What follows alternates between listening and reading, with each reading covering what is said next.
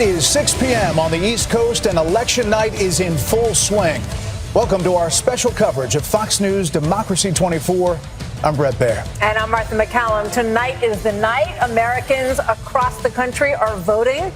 Our first major poll closings are now just moments away. Magic number, of course, is 270. That's how many electoral votes are needed to clinch the U.S. presidency. Races centered on 7 battleground states, and in them are 93 votes that are toss-up. They are up for grabs, and they are more than enough to put either candidate over the top. And that will start to play out just minutes from now. Georgia is the first battleground to close its polls. The Secretary of State there expects to have results tonight. The biggest prize of the night is arguably Pennsylvania. Polls close there at 8 o'clock, but a technical glitch in one county is prompting officials there to extend voting hours. In fact, officials have extended voting hours at precincts in several battleground states at this hour. More on that in a moment. So really, one of the early stories here is the early vote numbers, and they are absolutely astounding. More than 84 million Americans cast their votes early. Many of them were in the swing states that will decide the race for the White House. It's obviously not just the presidency we're watching. There's a lot at stake in the House and the Senate. First, on the Senate side of the Congress, there are 51 Democrats, including 4 independents aligned with them, and 49 Republicans. The GOP needs a net gain of 2 seats to take the outright majority. If former President Trump wins his race, Republicans would need just 1 pickup to flip the U.S. Senate because the vice president can cast the tie-breaking vote. All right, let's go over to the House side of the Capitol, where Republicans hold a razor-thin majority, 220 seats. Democrats have 212. 3 vacant seats are likely to remain in party hands. With every seat up for grabs tonight, Democrats only need a net gain of 4 to take control of the House of Representatives. Special team Fox coverage. Our reporters are standing by in the battlegrounds and really all across the country. First, let's go to senior national correspondent Aisha Hasni. She's at the Trump campaign headquarters in West Palm Beach, Florida. Good evening, Aisha. Bret and Martha, good evening to you. Here at the big party, the watch party, not a lot of people here just yet. Things are just getting underway. They haven't even put the food out just yet.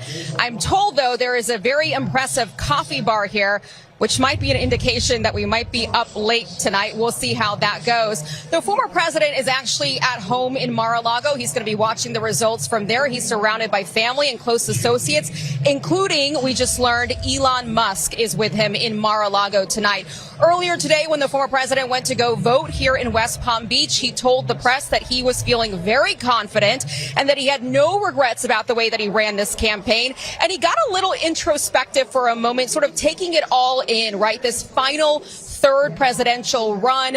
And he said that he was feeling a little bit sad, but fulfilled by it all. Now, the campaign, as you mentioned, is very, very happy about those early vote turnout numbers. This was all part of the plan. They wanted to hit that early on. They wanted that to be the game changer all along. And they're looking at states like Arizona, Nevada, and North Carolina, where those early vote turnouts are exceptionally high.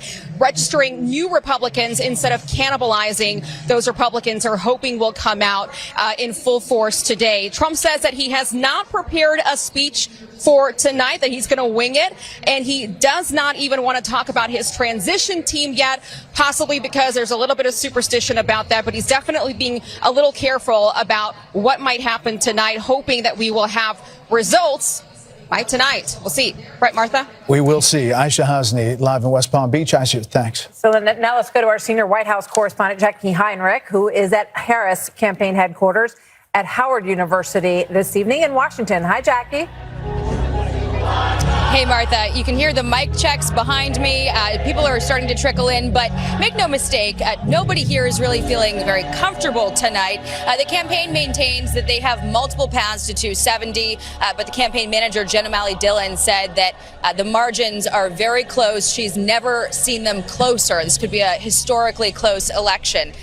There has been a massive effort to get out the vote, get people to the polls, and get them to stay in line because they saw that high Republican participation in early voting, and that really spooked them because it skewed the results that typically show Democrats leading in the early vote in previous cycles, with more Republicans voting on Election Day. There is a lot of concern about Pennsylvania. I was speaking to one person close with the vice president who said that it makes it difficult for either candidate to get to 270 if you lose Pennsylvania, but for Harris, it puts extra pressure on states like Michigan, North Carolina, Georgia, and Nevada. And that might be why we're getting our first glimpse of hard data from campaign officials that focus on turnout in those states, including young voters and Puerto Rican voters. In Philadelphia, they say positive signs there tonight, guys. Jackie, thank you. All right, throughout the night, we're going to have this ticker on the bottom of your screen, and it will have the votes that are coming in. Right now, we have New Hampshire and Indiana, some votes, early votes coming in. Throughout the night, you'll see different races flip, including the presidential race. On the side of the screen, sometimes we'll have the Fox News voter analysis poll numbers, and we are going to dig into those. Yeah, so obviously at this point, these are just little trickles that are coming in, but we are starting to get them, and they'll be live on the bottom of your screen. We're also getting new information from our Fox News voter analysis surveys. Let's go to Sandra Smith, who is going to explain all of this to us, and also which issues they are tracking and what voters are saying as they have been voting. We've been looking forward to this data. We've been collecting this. This is different than exit polls, Brett and Martha. This is really going to give our viewers an inside look at not only who voters in all 50 states voted for, but why. So we reached out online, on landlines, on cell phones. We did this. This was done for Fox. The NORC at the University of Chicago surveyed 120 voters all over the country leading up to and on Election Day. And you will not see this anywhere else. And we have some new technology that will feature this data that we are just getting a first look at right now. So let's dig in to some of our key findings so far. This could be the story of big change. What we are seeing as far as this analysis is concerned so far, people are looking for big change in this election. Those that responded, 26% says they're looking for total upheaval. 56% say they're looking for substantial change. So you're talking about 8 in 10 voters that want big change. So keep watching that. That could be a big data point to follow throughout the evening. Why do they want that big change? So many say they don't like the direction this country is going in. Look at this number. Those that believe that we're moving in the wrong direction in this country, 70% of voters. Why is that key? That is 10 points higher than it was in 2020. So keep that in mind. I mentioned some of our new technology. This is our heat map. It gives you a sense of where that sentiment is felt by voters all over the country. You see some of those darker red areas in the Northwest, some of these redder areas throughout the Sun Belt. Keep that in mind as we move through this evening. Want to finish up with this, Brett and Martha. We know we've been watching the economy, but one question to voters is, who best do you see to handle the economy that so many are not happy with how it's going? Those that say Harris, 41%.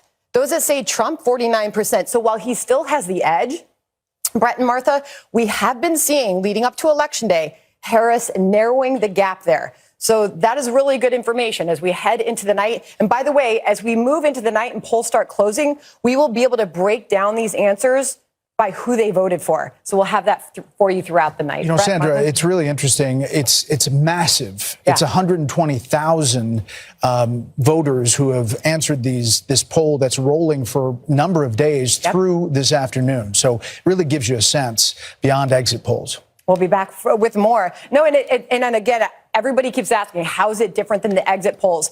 This was supposed to be and is a better reflection of how we vote today, right? We keep talking about all this early voting.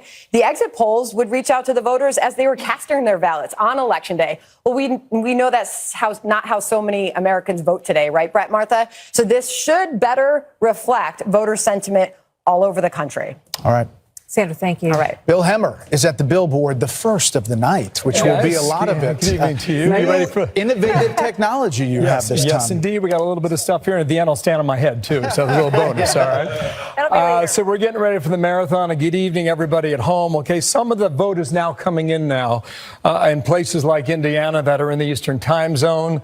Not a ton. You see the counties start to fill in. Should not be much of a question here. Trump won easily there in Indiana. So, too, in Kentucky. A little bit it coming in right now. This is Kenton County, by the way. Kenton County is right across the river from Cincinnati. You got about 36% of the vote coming in now. And what we'll be able to do throughout the night is find out how Trump did this year versus how he did in 2020 and how he did back in 2016. So we're going to have a lot of data points throughout the night to see how that goes. But really, it is all about this down here. You see that? We're going to be tracking this